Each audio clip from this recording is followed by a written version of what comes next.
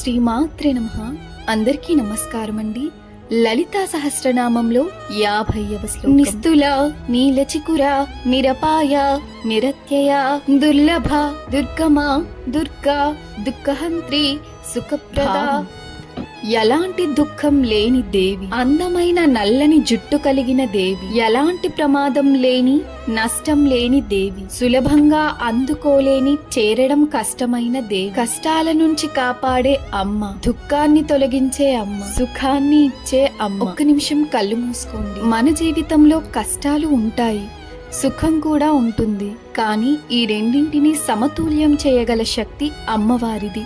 మనం కష్టాల్లో ఉన్నప్పుడు ఆమె మనకు ధైర్యం ఇస్తుంది, చివరకు మనకు సుఖాన్ని అందిస్తుంది. కష్టం లేకుండా సుఖం విలువ తెలియదు.